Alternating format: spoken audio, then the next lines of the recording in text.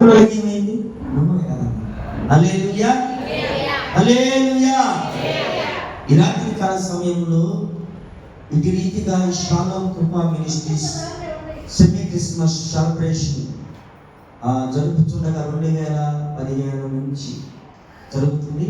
ఎప్పుడు ఈ రీతిగా నేను సెమీ క్రిస్మస్ ఆరాధనలో వాక్యం చదవడానికి సాహసించలేదు. ఈ సంవత్సరము ప్రియమైన దేవుని బిడ్డలారా, ఎందుకనో దేవుడు ఈ అభాగ్యుడిని ప్రేమించి ఈ రీతిగా ఈ మందిర సెమీ క్రిస్మస్ ఆరాధనలో వాక్యాన్ని పంచుకోవడానికి దేవుడు సహాయం చేశాడు.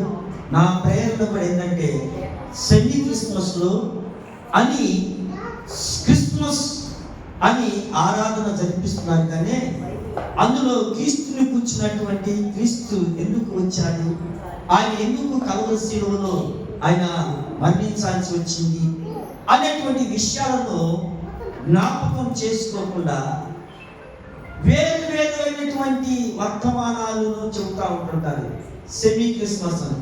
అసలు వాస్తవంగా నా ఉద్దేశంలో క్రిస్మస్ అనేది మనము చేసుకోవటానికి యోగ్యమైనది కాదని నా ఆలోచన. ఎందుకంటే క్రీస్తు 2024 సంవత్సరాల క్రితం మన కొరకు పుట్టాడు.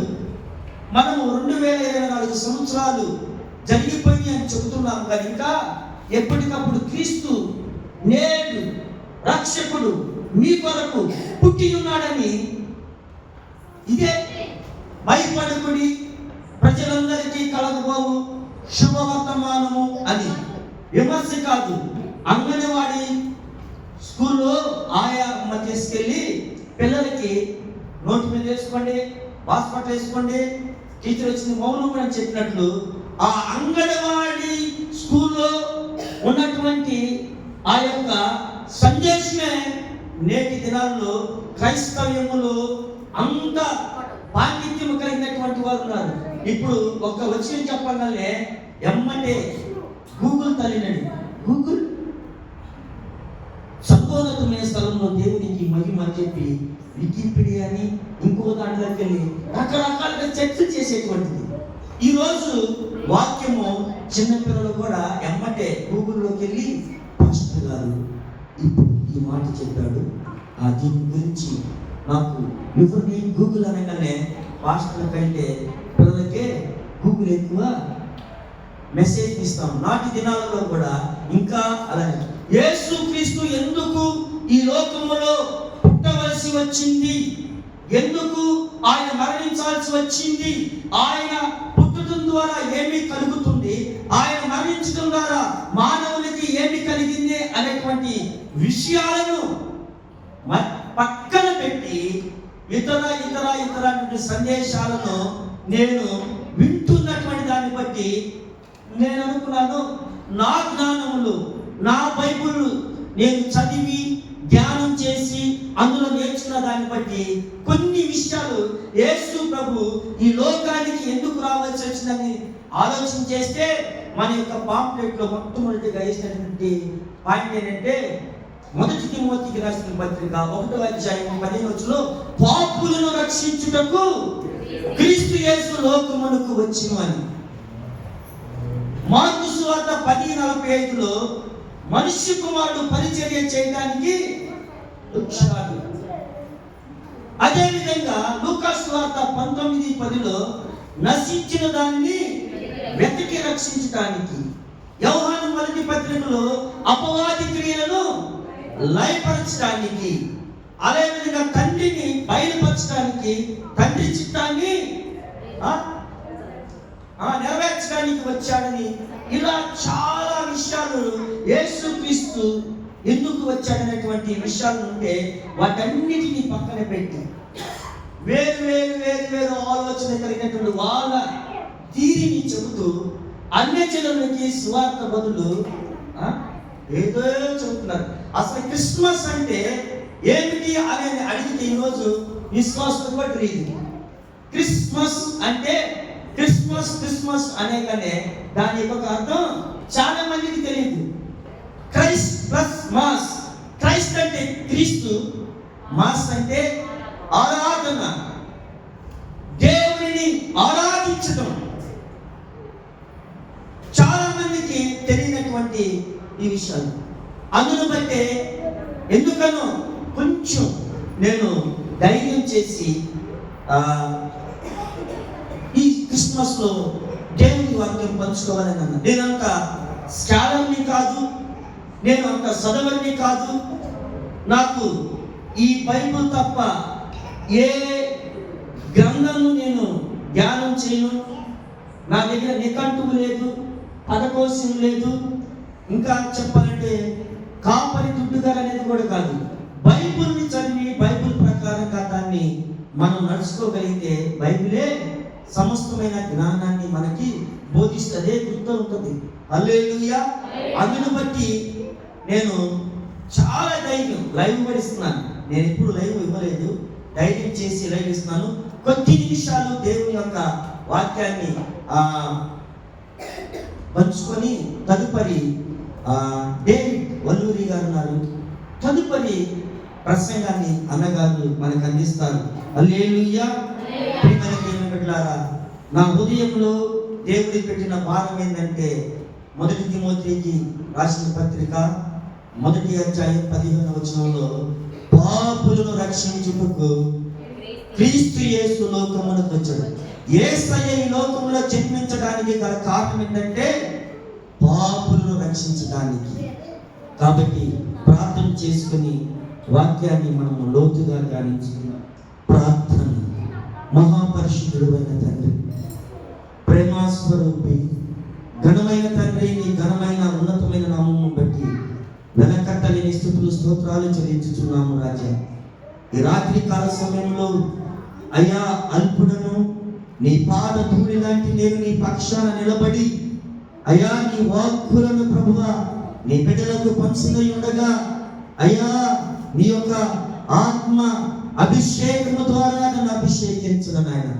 వాక్శక్తితో నింపండి నాయన. కొలత లేని ఆత్మ ద్వారా నీ బిడ్డలతో మాట్లాడి కావలసినటువంటి వాక్శక్తిని దయచేయి నాయన. వాక్యము ధారాళంగా రావుటకు సహాయం చేయండి. వాక్యము ధారాళంగా రావుటకు అడ్డుపడుతున్నటువంటి అల్లరి శక్తులను, చీకటి శక్తులను, సాతాను సంబంధమైన అంధకార శక్తులను శక్తి కలిగిన నజరేయుడైన యేసు నామమున బంధిస్తున్నాం, దూరంగా పారదోలుతున్నాం. పాతాళానికి తొక్కి వేస్తుండగా మా ప్రార్థన స్థిరపరిచి సహాయం చేయమని ఘనత మహిమ ప్రభావం మీకు ఆరోపిస్తూ నజరేయుడైన యేసు నామమున ప్రార్థించి అడిగి పొందుకొని ఉన్నాము తండ్రి. ఆమేన్. హల్లెలూయా. ప్రభువైనటువంటి యేసుక్రీస్తు ఈ లోకానికి ఎందుకు వచ్చాడు అంటే పాపులను రక్షించడానికి క్రీస్తు యేసు లోకానికి వచ్చాడు. అయితే నా ప్రశ్న ఎవరు పాపులు అంటే ఎవరు పాపులు అనగానే అదిగో నా పక్కన మా ఎదురింటామా లేకపోతే మా అమ్మగారులో ఉన్నామని ఒక్కొక్కరి పేరు చెబుతుంటారు. బైబిల్ అయితే చెబుతుంది ఎవరు పాప అంటే రోమా పత్రిక 3:8లో ఏ భేదము లేదు, అందరూ పాపము చేసి దేవుడు అనుగ్రహించు మహిమను పొందలేకపోతున్నారు. భేదము ఏమీ లేదంట. అందరూ పాపము చేసి దేవుడు అనుగ్రహించు మహిమను పొందలేకపోతున్నామని వాక్యము తెలియజేస్తుంది. అంటే అందరము పాపులు.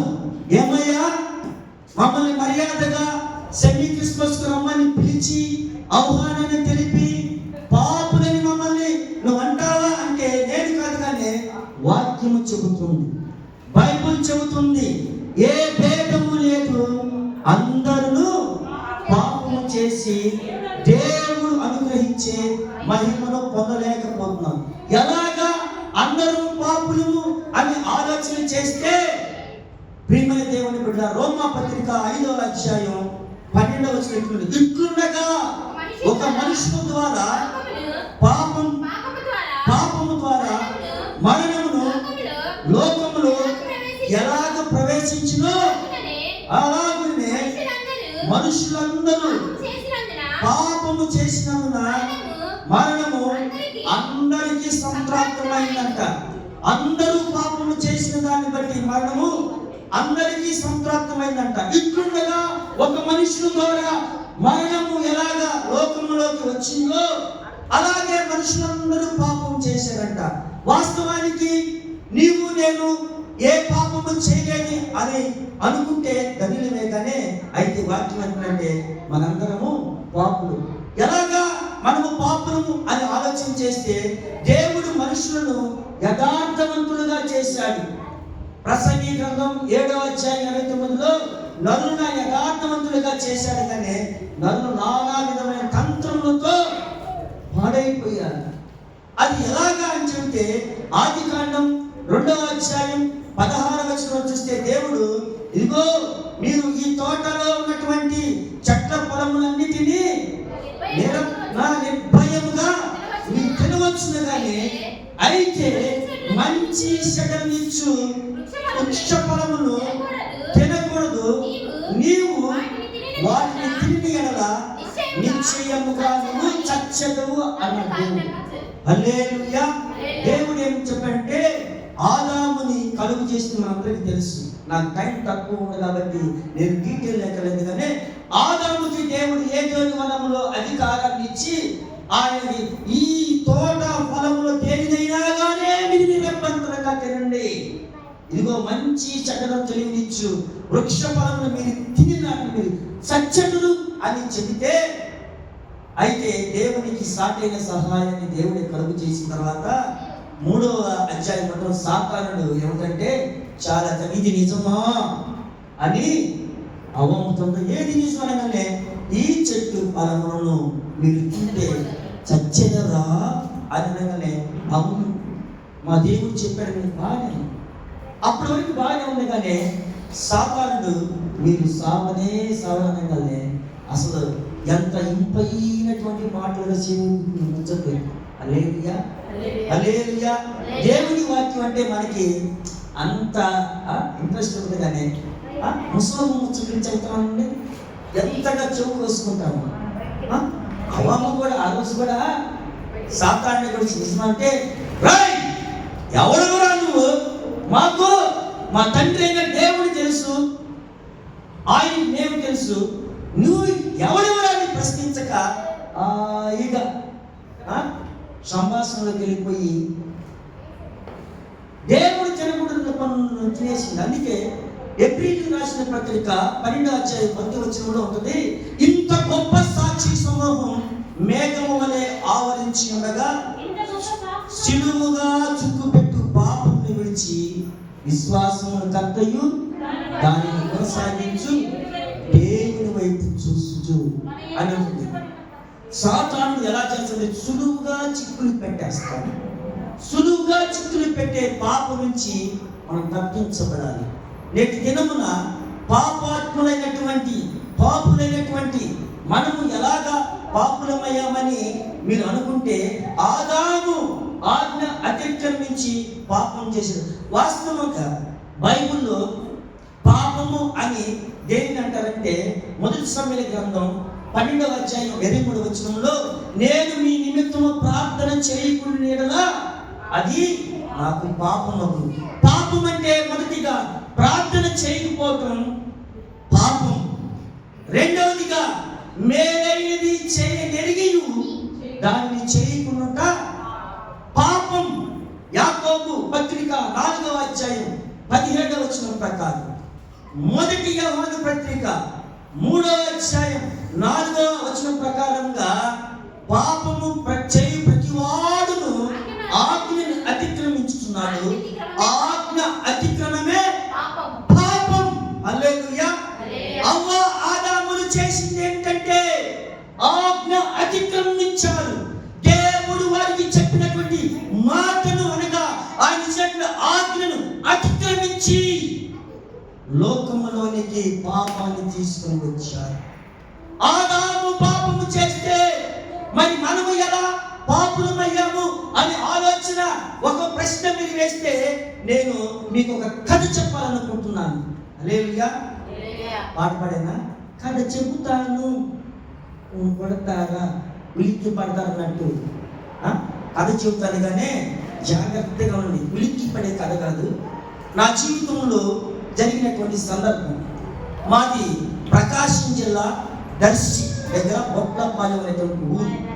ఆ ఊరు వెళ్ళి వస్తూ అక్కడ 7 గంటలకే, ఉదయం 7 గంటలకి ట్రైన్ ఉంటే ఆ దర్శి, అది బొట్లపాలెం నుంచి దర్శి నుంచి కురిచేటికి వచ్చి, కుర్చేటిలో నుంచి మళ్ళా ఆటో పట్టుకొని కుర్చేటి రైల్వే స్టేషన్కి వచ్చి ట్రైన్ ఎక్కి రావాలి. ఆ ట్రైన్ మిస్ అయితే మధ్యాహ్నం 3 గంటలకి. అందుకని ఉదయకాలమే 5 గంటలకి లేచి ముఖము కట్టుకొని బయలుదేరి ఒక రోజు నేను గుంటూరు రావడానికి ప్రయత్నం చేసి, ఎందుకంటే 6 గంటలకి 7 గంటలకి 9 గుంటూరులో ట్రైన్ పడేసిందిలే మనల్ని అని ఆలోచన చేసి టెఫన్ చేయకుండా టీ తాకుండా వచ్చి ట్రైన్ ఎక్కా. బాగానే ఉంది. నర్సరాపేట తీసుకొచ్చిన తర్వాత 2 గంటలు పడేశాడు. ఏది క్రాసింగ్. ఆ తర్వాత నర్సరాపేట నుంచి అది కూనారెల్లి నిక్కి నీలిగి మూలిగి చచ్చినట్టుగా 11:30కి గుంటూరు నల్లపాడు రైల్వే స్టేషన్కి వచ్చినప్పుడు నల్లపాడు నుంచి మనము గట్టిగా 5 నిమిషాలు నడిచి రావచ్చు ఖచ్చితంగా. వెళ్ళిపోతామని అనుకొని ఉండగానే అది ఎండాకాలం, మంచి మిట్ట మధ్యాహ్నం ఎండాకాలం మే నెలలో వస్తూ ఉంటే ఆ ట్రైన్ దిగి వస్తుంటే ఆకలి వేస్తుంది, చెమటలు పోస్తూ ఉన్నాయి, అలాగనే దూరుడు వచ్చేస్తూ ఉంది. ఇంకా నీళ్లు తాగకపోతే చనిపోతామని ఆలోచన కలిగినప్పుడు భాగ్యనగర్ వెనకాల ఉన్నటువంటి ఆ పొలాలలో ఏముందంటే, ఒక పొలంలో ఒక దోస చెట్టు బాగా అల్లుకొని ఉంది. దోస చెట్టు ఎలా ఉంది?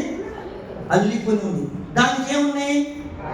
అది ఆకులు కాదు కానీ ఆకులతో పాటు కాయలు కూడా ఉన్నాయి.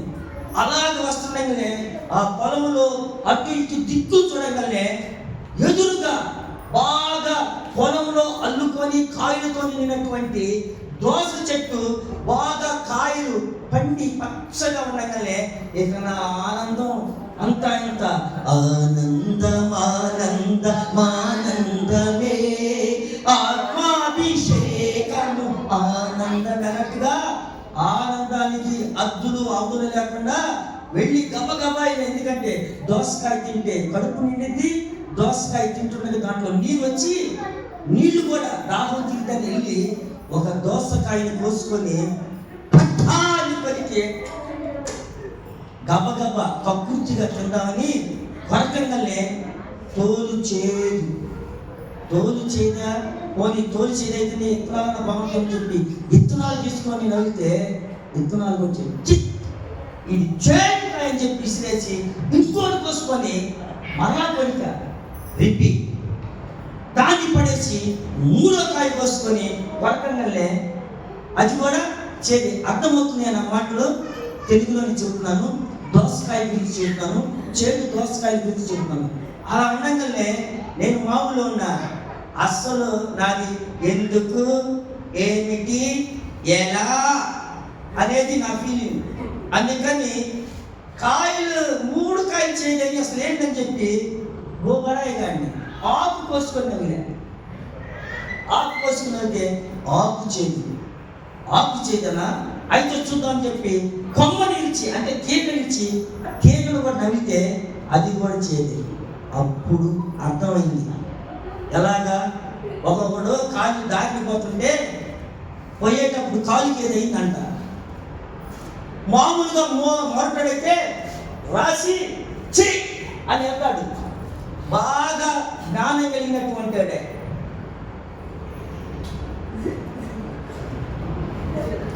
తేడా అంటాడు. అది ఆ టైపు నేను అది కాయని ఆకుని తీగని నవ్విన తర్వాత అసలు దీని ఎత్తునమే అది. మనమందరం ఎలాగా పాపులమై అయ్యామంటే అర్థమయ్యేటట్టు చూడడానికి ప్రయత్నం చేశా.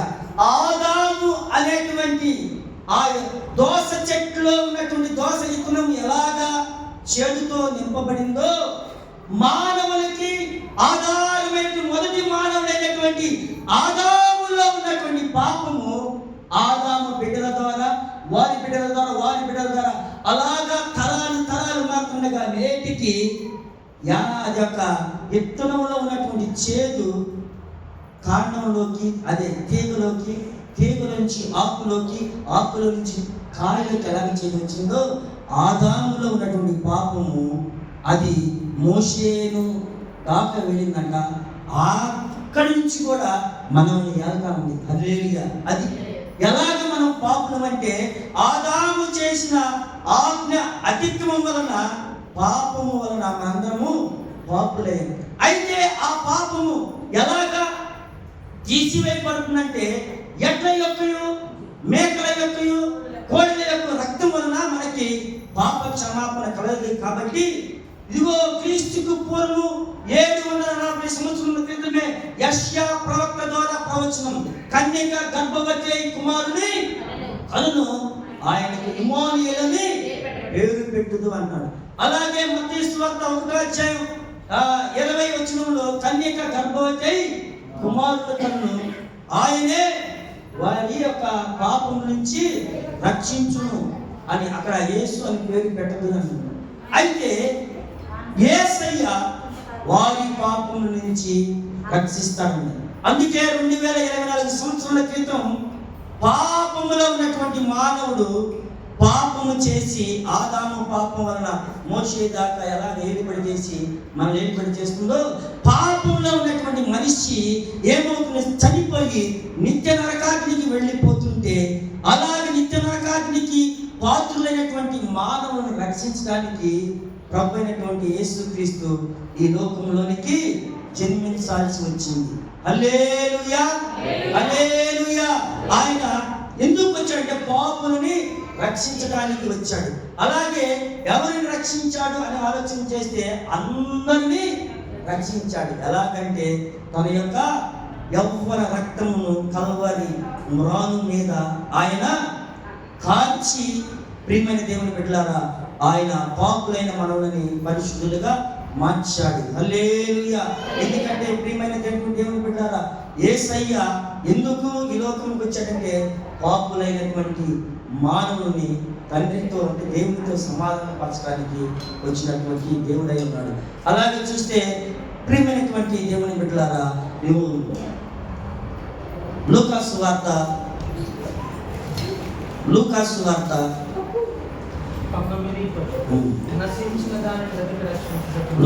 వార్త చూసుకుంటే ప్రియమైన దేవుని బిడ్డలారా, ఆయన ఎందుకు వచ్చాడంటే యేసు ఎవరో తెలియనటువంటి ఒక వ్యక్తి ఉన్నాడు. ఆయన పేరు జక్కయ్య.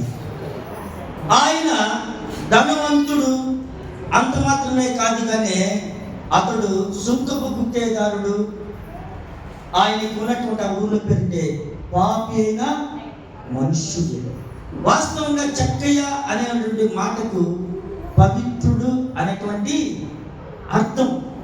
అయితే ఈయన యొక్క పేరుకు పవిత్రుడని అర్థమే కానీ ఈయన యొక్క బ్రతుకంట ఏంటంటే అక్రమమైనటువంటి జీవితం, పాప సంబంధమైన జీవితం. అందుకే ఆ మనిషిని ఏం పెట్టారంటే, వాస్తవంగా పుట్టోడంటే పుట్టి బుడంకాయనో పుట్టోడనో మరపుచ్చోడనో, కానీ ఈయన పేరు ఏంటంటే పాపి అని. ఈయనకి యేసు ఎవరో చూడాలని ఆలోచన కలిగినప్పుడు ఆయన యేసుని చూడాలనుకున్నాడు, కానీ యేసు ఎవరో ఆయన చూడలేకపోయింది. ఎందుకంటే ఆయన పుట్టివాడు కనుక యేసయ్య ఎక్కడుంటే అక్కడ జనులు గుంపులుగా కూడి ఉంటారు. అందుకని అతడు కొద్ది మనిషిని కనుక చూడలేకపోయాడు. అయితే అప్పుడు ఆయన ఏం చేశాడంటే, యేసయ్య ఏ మార్గంలో వస్తాడో అన్ని విషయాలు కానీ తెలుసుకున్నటువంటి వ్యక్తి అయి ఉండొచ్చు. ఎందుకంటే ఈ మార్గంలో వస్తాడని ఎదిగి అక్కడ వెళ్ళి ఒక మేడి చెట్టు ఉంటే మేడి చెట్టు ఎక్కి కూర్చున్నాడు.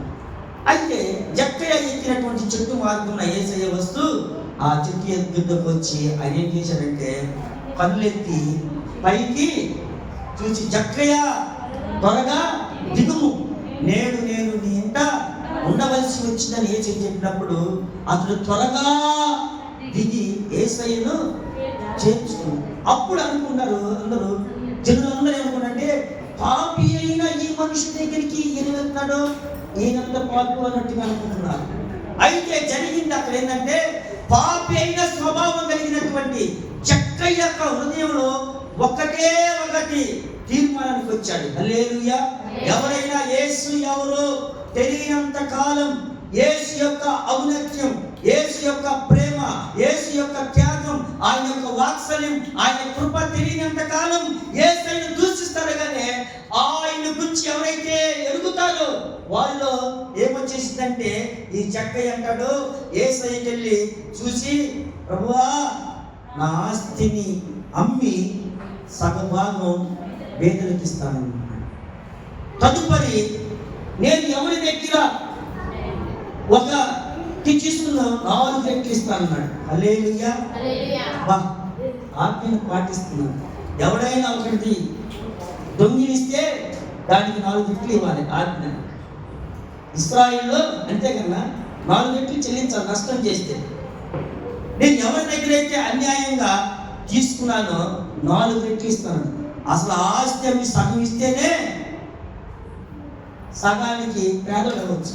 4 రెట్లు ఇవ్వాలంటే ఇంకా నేను చెప్పాలంటే మైనస్లో పడిపోతుంది. బ్యాంకులో ఇప్పుడు మనకి 1000 రూపాయలు తక్కువ లేకపోతే 12 రూపాయలు నెల కట్ చేస్తాడు. ఏంటంటే మీది మైనస్లో ఉంది అంటాడు. ఆ తర్వాత మనకి అకౌంట్లో ఏమంటే అది చెల్లుబాటు కాకుండా మనం వివరంగా మనకి వేయాలన్నా గవర్నమెంట్ వాళ్ళు మీ బ్యాంక్ పుస్తకం తీసుకోవట్లేదండి, మీ అకౌంట్ దాన్ని రిసీవ్ చేసుకోవట్లేదు అనుకుంటాడు.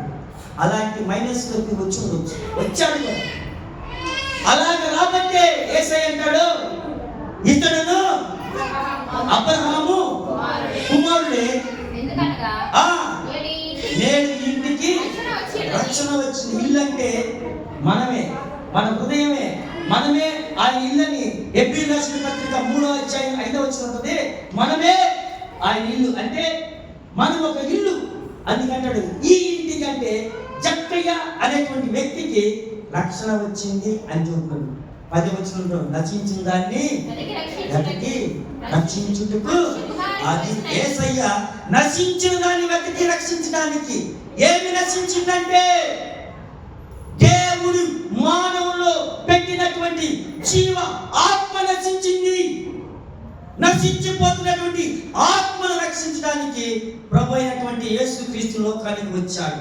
అలాగే రెండవదిగా చూసుకుంటే ఆ యోహాను సువార్త 8వ అధ్యాయంలో యేసయ్య ఆయన ఒలివల కొండకి వెళ్ళినప్పుడు చాలా మంది గుంపు కూడి ప్రజలు వచ్చి ఆయన్ని ఏదో ఇరకాటం పెట్టాలన్నట్టుగా ఒక పాపములో చిక్కబడినటువంటి స్త్రీని ఆయన వద్దకు తీసుకుని వచ్చి ఆయన అంటాడు, వాళ్ళు ఏమంటారంటే చదవండి ప్రియమైన దేవుని బిడ్డలారా, 3-4 వచనం, బోధకుడా ఈ స్త్రీ వ్యభిచారము చేయుచుండగా పట్టబడెను, అట్టి వారిని రాళ్ళు రువి చంపవలని ధర్మశాస్త్రంలో మోసే మనకు ఆజ్ఞాపించింది కదా, ఆయనను నీవేమి చెప్పుచున్నావని ఆయన అడిగినంట.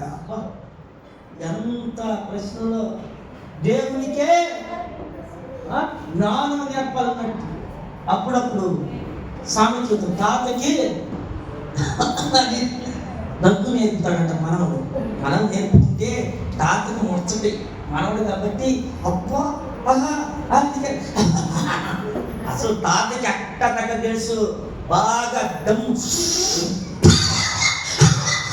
అందగ్గేది తాతే చుట్ట పీకి మనవడు తాత అందుకని నేను కూడా ఎంత పాడేవు నేను కూడా అని మనవన్ని సంతోషపెట్టినప్పుడు వీళ్ళు కూడా అసలు పాపాల నుంచి విడిపించడానికి ధర్మశాస్త్రాన్ని నెరవేర్చడానికి వచ్చిన ఆయన దగ్గరికి వచ్చి ధర్మశాస్త్రం ఇలా చెబుతుంది అని చెప్పి అందుకు ఆయన కూడా మీ సంగతి ఎట్టుందా అని మీరు ఇట్లా ఉన్నారు, మీరు తగ్గరు కదా, నేను తగ్గేదే లేదన్నాడు. ఆయన కూడా ఆయన ఏమాత్రం తగ్గడు దేంట్లో. ఎందుకంటే దేవాలయం ఎదుట పౌరాలని అమ్మేటువంటి వాళ్ళ దగ్గరికి వచ్చి అస్సలు యేసయ్య స్టైల్ లేదు. వ్యాపారం చేస్తుంటే అస్సలు నిజంగా ఆయన వచ్చి నార తీసుకొని ఆయన నారతో తేలుతున్నాడు. అప్పు ఈయన కూడా దిగిపోయాడు అనుకుంటా, వ్యాపారం అన్నట్టుగా అనుకుంటుంటే ఆయన బాగా పేని కొరడాలు పేని ఒక్కొక్కడిని సరిసి నా మందిరాన్ని వ్యాపారస్తులను చేస్తారని చెప్పి చదివినటువంటి ఆయన దగ్గరికి వచ్చి ఇట్లా అంటున్నాడు, మోసే చెప్పాడు కదా అనగానే అయితే అంటాడు, నిజమే మోసే చెప్పాడు కాబట్టి రాళ్ళతో ఆమెని కొట్టి చంపండి అని చెప్పాడు. అయితే ఆయన అంటున్నటువంటి అయితే అది చెప్పి ఆయన వంగి నేల మీద ఏదో రాస్తా ఉన్నాడంట. రాస్తా ఉంటే పిల్లలను మొదలుకొని పెద్దల వరకు దాన్ని చూద్దాం రాయాడ పడేది, దాన్ని చూద్దాం రాయాడ పడేసి ఎవ్వరు ఆ మీద రాయకుండా వెళ్ళిపోయారు. అక్కడ ఆ పాపంలో పట్టబడిన స్త్రీ యేసయ్య మాత్రమే ఉన్నాడు. అయితే యేసయ్య ఏమంటారంటే, అమ్మా వారు ఎక్కడున్నారు, ఎవరు నేను శిక్షించలేదు అంటాడు. అసలు ఆ మాట ఏంటంటే అమ్మ. అందుకే పాత కాలంలో చక్కని పాట, అమ్మాని పిలిచావు ప్రభువా, ఇది ఎన్నడూ వినని పిలుపు. అమ్మాని అసలు ఆ మాటకి ఆమె నరాలలో ఉన్నటువంటి పాపం అయిపోయింది. ఆయన వైపు దీనంగా చూస్తుంటే, నిన్నెవరు శిక్షించలేదంటే, ప్రభువా ఎవరు శిక్షించలేదు. వాస్తవానికి శిక్షించడానికి అర్హుడు ఎవరంటే యేసయ్య. ఆయనలో ఏ పాపము లేదు. అందుకే యోహాను సువార్తలో ఎలా అంటాడు, ఇదిగో ఈ మనుషుడు అంటాడు. మరి 19:5 అంటాడు ఈ మనుషుడు అని పెద్ద అక్షరాలతో రాస్తాడు. ఎందుకు ఆ మాట ఈ మనుషుడు అని చెప్పి యేసయ్య చూశారంటే, ఆ రోజు ఆయన ఎదుగుతున్నటువంటి శాస్త్రులు, పరిశీలన ధర్మశాస్త్రోక్తులు ఆయన మీద కర్కశంగా క్రూరత్వంతో వారు మానవత్వాన్ని మరిచిపోయి మృగాలై యేసయ్యను శిలువ వేయాలని చూస్తున్నప్పుడు అక్కడ ఉన్న వారందరిలో తేలి చూస్తుంటే యేసయ్య మాత్రమే ఒక నికాసైనటువంటి మానవుడు. అందుకంటే ఇదిగో ఈ మనుష్యుడు అని రాశాడు. ఆయన ఆమె అంటాడు, నేను ఎవరు శిక్షించలేదు కాబట్టి నేను కూడా శిక్షించను. మరలా ఇది పాపం చేసుకోమన్నాడా? ఇంకా ఎప్పటికీ ఆ మాట ఎప్పుడైతే యేసయ్య నోటి నుంచి ఉందో ఆమెలో ఉన్నటువంటి పాపాన్ని ప్రేమైన దేవుని బిడ్డలారా విడిచిపెట్టింది. హల్లెలూయా, హల్లెలూయా. పాపములో ఉన్నటువంటి స్త్రీ చనిపోవాలి, రాళ్ళతో కొట్టిపెట్టి చంపబడాల్సినటువంటి ఆమెను యేసయ్య రక్షించాడు. హల్లెలూయా. నేను ఒకటి చెప్పాలనుకుంటున్నాను, నా టైం అయిపోయింది. వాస్తవంగా చెప్పాలంటే ఒక స్టేషన్లో పడ్డటువంటి వ్యక్తిని మన ఎమ్మెల్యే చేత రికమెండేషన్ చేయించి కావచ్చు, లేదు కార్పొరేటర్ చేత రికమెండ్ చేయించి కావచ్చు. ఏది నేరం చేసి స్టేషన్లో పడినటువంటి వ్యక్తి, అలాగే నేరం చేసి కేసులో ఇరుకొని జైల్లో ఉన్నటువంటి వ్యక్తిని బెయిల్ పెట్టి తేవచ్చు, బెయిల్ పెట్టి తేవచ్చు. లేదు ఒక దొంగతనం మన బిడ్డ చేశాడంటే ఆ దొంగతనానికి ప్రతిగా ధనాన్ని వారికి మనం చెల్లించి వాడు దొంగతనం చేసిన దాన్ని బట్టి వాడిని దొంగని మనం నిర్దోషిగా చేసుకోవచ్చు. కానీ పాపములో ఉన్నటువంటి వ్యక్తిని ఎవ్వరు పాపం నుంచి విడిపించరు. ఎందుకంటే ఒక గుడ్డివాడు ఎలాగా ఒక గుడ్డివాడికి త్రోవ చూపితే ఇద్దరు గోతిలో పడతారో, పాపి అయినటువంటి వ్యక్తి ఒక పాపాత్మను విడిపించడం అసాధ్యం. హల్లెలూయా. అందుకే యోబు గ్రంథం 14:4 పాప సహితుల నుంచి పాప రహితుడు పుట్టినా ఎంత మేలు, అలాగా పుట్టనేరుడు అని రాస్తాడు. అలాగ పుట్టే మంచిదే, కానీ అలా పుట్టడం అసంభవం అని రాస్తాడు. అలా పుట్టడం అలా సాధ్యం కాదని రాస్తాడు.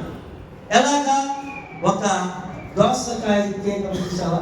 దోస ఇత్తనం నుంచి వచ్చినటువంటి తీగ ఎలాగైతే ఆ కాయలన్నిటికీ తన యొక్క చేతిని ఇముడుకునేటట్టు చేసిందో, ఒక పాపంలో ఉన్నటువంటి వ్యక్తి పాపిని రక్షించలేదు. అందుకే పాపిని రక్షించడానికి పరమండలం మీద యేసు పరిశుద్ధుడు పరిశుద్ధుడు పరిశుద్ధుడని స్తుతి గానాలతో స్తుతించబడుతున్నటువంటి దేవుడు, మానవుడు తాను సృజించుకున్నటువంటి మానవులు నశించి నిత్య నరకానికి వెళ్ళిపోతున్నారని ఆయన చూసి 2024 సంవత్సరాల క్రితం ఆయన లోకానికి శస్త్రుడుగా వచ్చాడు. 34 సంవత్సరములు పరిశుద్ధమైనటువంటి జీవితాన్ని జీవించి ఆయన తన యొక్క 33వ ఏట ఆయన గొల్గొతా కొండపైన కల్వరి శిలువ మ్రాను పైన పంచగాయముల చేత ఆయన గాయపరచబడి తన యవ్వన రక్తాన్ని, పరిశుద్ధమైన రక్తాన్ని కాచి ఆయన శిలువ మీద మరణించి భూమిలో పాతి పెట్టబడి తిరిగి 3వ దినాన పునరుద్ధానుడై తిరిగి లేచి మరలా 40 దినములు ఆయా ప్రాంతంలో శిష్యులకు, యెరూషలేములో ఉన్నటువంటి వారందరికీ కనబడి ఆయన శిష్యులందరూ చూస్తూ ఉండగా మరలా ఆకాశానికి ఆరోహణమై వెళ్తా ఉన్నప్పుడు ఆయన చెప్పాడు, మీ హృదయములను కలవరపడనీయుడి, నా తండ్రి ఏంట అనేక నివాస స్థలములు కలవు, నేను వెళ్ళి మీకు స్థలము సిద్ధపరచబోతున్నాను, నేను వెళ్ళి మరలా నా యొద్ద ఉన్నట్టుగా తీసుకెళ్ళడానికి వస్తాను అన్నటువంటి యేసయ్య ఎలాగైతే ఆరోహణమై వెళ్ళిపోయాడు దేవుడు, మరలా అలాగా రెండవసారి రానై ఉన్నాడు. ఈసారి భూమి మీదకి కాదు, మధ్యాకాశానికి వస్తాడు. ఆర్భాటంతో, ప్రధానంతో, గర్భంతో, దేవుని బురతో పరలోక నుండి ఆయన దిగి వస్తాడు. ముందుగా మృతులైనటువంటి మృతులు క్రీస్తులను మృతులను మొదలుపెడతారు. ఆ పిమ్మట సజీవులుగా ఉన్నటువంటి, అంటే ఒకవేళ ఈ పూటే యేసయ్య రాకడొచ్చినప్పుడు మనం చనిపోవమ్మా, రెప్పపాటున మార్పు నుండి మేఘలకి మనము వారిని ఎదుర్కొంటని కొనిపోబడతామంట. హల్లెలూయా. రాకడికి వస్తే ఎంత బాగుంది. దేవుని సంఘం అలాగా డైరెక్ట్గా వాక్యం వింటూ అసలు పరలోక సైన్య సంబంధాలు అయితే వెళ్ళిపోయినప్పుడు ఎంత బాగుంది. ఎంతమంది కావాలి కృప? అలా ఎలా అనుకున్నారు? అలా ఎలా అనుకుంటే మనం జీవిస్తున్నటువంటి జీవితం కాదు, ఒక శ్రేష్టమైన జీవితాన్ని కలిగి ఉండాలి. అది ఏంటంటే ఇగో లోకంలో ఉన్నటువంటి శరీరాశ, నేత్రాశ, జీవపు డబ్బాన్ని విడిచిపెట్టాలి. ఇవి దేవుని వల్ల కలిగినవి కాదు. లోకములో ఉన్నదంట నేత్రాశి, శరీరాశి, జీవపు డబ్బం తప్ప ఇక ఏది లేదు కనుక దానిని విడిచిపెట్టి ఈ లోకములో ఉన్నటువంటి ఆ సమస్తము పెంటతో ఎంచుకొని పౌలు అంటాడు, ఇదిగో క్రీస్తు పునరుద్ధానంలో పాలి వారిన ఎరుగు నిమిత్తం నేను సమస్తము నష్టముగాను పెంటగా ఎంచుకున్నానంటుగా లోకాన్ని పెంటగా ఎంచుకొని దాన్ని విడిచిపెట్టి పాప క్షమాపణ, మారు మనసు, ప్రత్యాతాపం, బాప్తిసం, రక్షణ, పరిశుద్ధ ఆత్మ అనుభవాలతో ఉంటే మనము అలాగా ఎదుర్కోవడానికి లేవడం. అయితే ఈ రాత్రికాల సమయంలో ఈ కొద్ది మాటలు ఎందుకు మీకు తెలియచేయాలని అనుకున్నంటే, పాపులను రక్షించుటకు యేసయ్య ఈ లోకానికి వచ్చాడు. పాపులైనటువంటి మనందరినీ రక్షించడం కొరకు ఆయన ప్రాణాన్ని కల్వరి శిలువ మీద పెట్టి ఆయన రక్తంలో ఎవరైతే కడగబడతారో మొదటి యోహాను పత్రిక 1:9 ఆయన నీతిమంతుడు, మన పాపములను ఒప్పుకున్న ఆయన నీతిమంతుడు కనుక నీతిమంతుడు కనుక ఆయన మన పాపములను క్షమించి సమస్త దుర్నీతి నుంచి మనల్ని పవిత్రులుగా చేస్తాడు. అయితే ఈ రాత్రికాల సమయంలో ఈ సినీ క్రిస్మస్ ఆరాధనలో ఒక్క నిమిషం ప్రభువా నా పాపాలు అని ఒప్పుకోగలిగితే దేవుడు గొప్ప కృపిస్తాడు. నేను పాపిన అంటామంటే ఎవరైతే ప్రార్థన చేయడో వారి పాపంలో ఉంటారు. ఎవరైతే దేవుని వాక్యాన్ని వాక్యానుసారంగా జీవించరో వారు పాపంలో ఉన్నట్లే. అలాగే ప్రియమైనటువంటి దేవుని వల్ల ఇంకా మేలేనిది ఎదిగి చేయకపోవటం పాపమే. అంతకి అన్నం పెట్టడం మంచిది, అది చేయం కాబట్టి అది పాపమే. ఎవరైనా అడ్డమాలతో ఉంటే దేవుని ప్రభువా నన్ను క్షమించు నాయన, నా పాపాలు ఒప్పుకోగలిగితే దేవుని కృప సమృద్ధిగా మనకి దేవుడు దయచేస్తాడు. ఇంటి కృప ఈ మాటలు మీ వినికిడిలో ప్రభు ఫలింపచేయును గాక. ఆమేన్.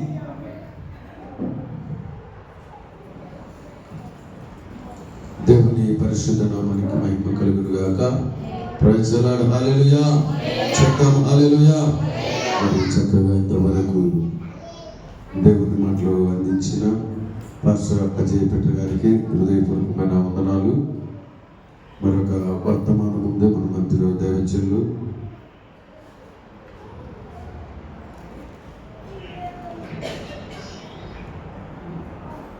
కథకు పీపున దేవుని బిడ్డలారా, మన మధ్యలో సహోదరుడు ఉన్నాడు.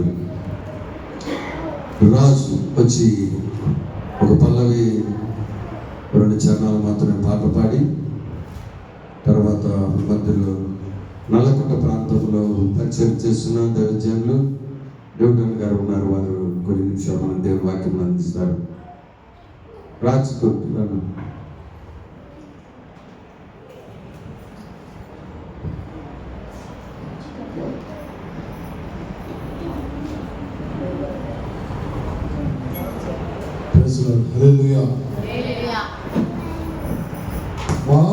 మహాగణుడవు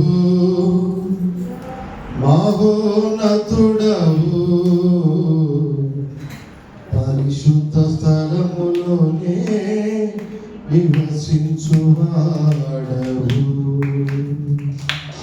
మహాగణుడవు మహోన్నతుడవు పరిశుద్ధ స్థలములోనే నివసించువాడవు.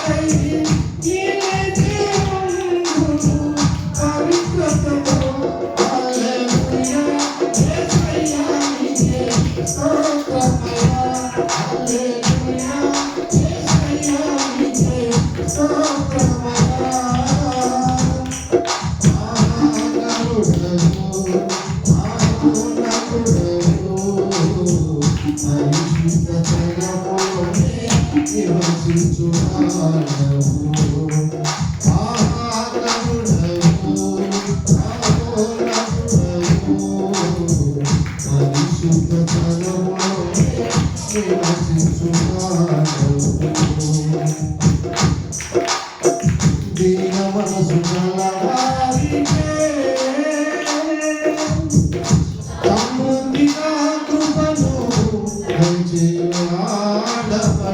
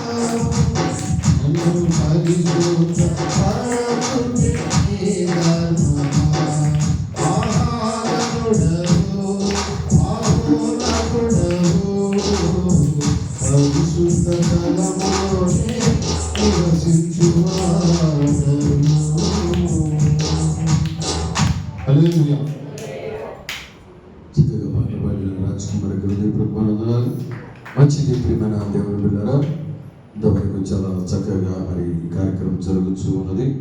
మరొక వర్తమానం మన మధ్యలో పాస్టర్ దేవుడు మరి నల్లగొండ ప్రాంతంలో పరిచయం చేస్తున్నారు. వారు వాక్యం చెప్తారు మనకి. మరి వాక్య నిమిత్తం కొరకు మన మధ్యలో దేవసేవకులు జోసఫ్ అన్న గారు ఉన్నారు. కె జోసఫ్ అన్న గారు వారు వచ్చి ప్రార్థన చేయవలసిందిగా ప్రేమతో ఆహ్వానిస్తూ ఉన్నారు. వాక్య నిమిత్తం కొరకు అందరూ కలిపేయండి, ప్రార్థన చేస్తారు. దైవజనులు మన మధ్యలో ఉన్నారు, వారు వచ్చి ప్రార్థనలో నడిపిస్తారు. హల్లెలూయా, స్తోత్రం స్తోత్రం స్తోత్రం స్తోత్రం స్తోత్రం స్తోత్రం స్తోత్రం స్తోత్రం. ప్రార్థన చేసుకున్నాము. పరిశుద్ధుడు మహోన్నతుడు జీవాధిపతి, స్తోత్రాలయ్యా. శాపగ్రస్తమైనటువంటి ఎరికో పట్టణానికి వెళ్ళి అక్కడ ఉన్నటువంటి జక్కయ్యను అబ్రహాము కుమారునిగా మార్చి ఉన్నావు తండ్రి, నీకు స్తోత్రాలు. ఇక్కడ ఎంతమంది ఆ స్థితిలో ఉన్నారు, వారందరూ కూడా అబ్రహాము సంతానముగా మార్చబడుదురుగాక. ప్రభువా, నీ కృప చూపించేది మరొక వర్తమానాన్ని మేము వినబోతుండగా మీ దాసుని మీ శివుచాలను మరుగుపరచు. ఇప్పుడు వచ్చినటువంటి మా అందరికీ మీకు కావలసినటువంటి ఆత్మీయ ఆహారాన్ని మీ దాసుని ద్వారా విరచి వడ్డించి మహిమ పొందండి. యేసయ్య ఉన్నత నామమున ప్రార్థించి వేడుకొనుచున్నాను తండ్రి. ప్రార్థించిన మన జోసఫ్ అన్న గారికి హృదయపూర్వకమైన వందనాలు. కాలసం చేయకూడదు. మరి వర్తమానం దయచేళ్ళు దేవుడు గారికి సమయాన్ని అప్పగిద్దాం. సమయానికి ముగించబడుతుంది. మీరు కంగారు కూడా మాకంటే ఇంకేమైనా చెప్తాడు అని ఆలోచన మాత్రం పెట్టుకోవద్దు. పరకంటే ముగిస్తారు మాత్రం టైం మెయింటైన్ చేస్తారు. Okay, thank you. Praise lord. దేవుని నామానికి సమస్తమైన మహిమ ఘనత ప్రభావం కలుగుగాక. ఆమేన్. హల్లెలూయా. వస్తుందమ్మా కరెక్ట్గా సెట్ అయిందా? ఒకసారి ఆఫ్ చేసి మళ్ళీ ఆన్ చేయవా వీడియో? చూడమ్మా, ఒకసారి వీడియో ఆఫ్ చేసి ఆన్ చేయమ్మా.